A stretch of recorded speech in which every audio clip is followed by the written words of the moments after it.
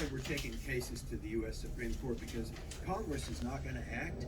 Somebody has to tell us what's it mean to have a reservation on top of our statehood and our nation, and so we'll work through that. Thank you. Mr. O'Connor, I really just want to ask one question. You said that if the state agrees the nations are sovereign, are you saying that you disagree with the idea that the tribal nations are sovereign nations?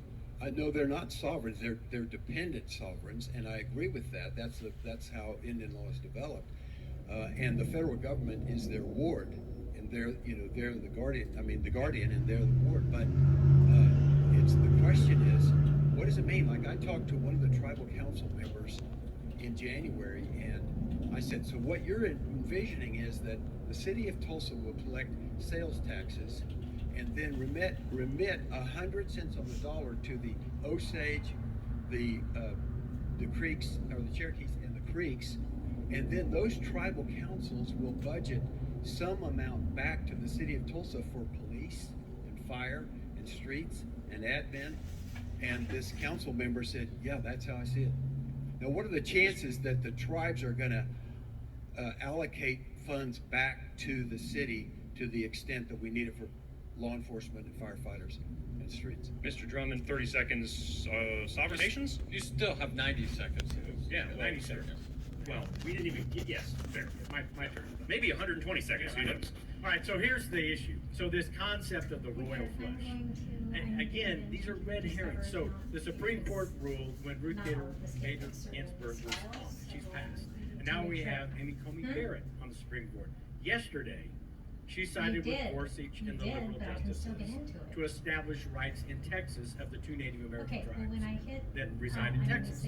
The thought of Amy Coney Barrett going, I'm going to reverse my position on Native Americans and grant any kind of appeal to Dad, and then yours will be next.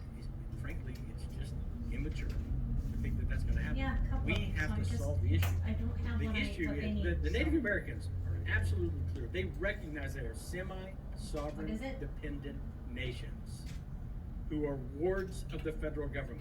Nothing has been changed by Monroe. Simply, if you think, several of you have read Killers of the Flower Moon. That movie's going to come out shortly. We in the state of Oklahoma failed the Native Americans in the 1920s. Native American women and men were killed. Our prosecutors and our judges turned an eye because we didn't consider them full citizens. We failed.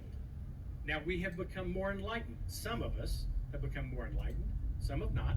Now it's 100 years later, and we have to prove up ourselves by treating the Native American brothers and sisters, Oklahoma voters, as equals.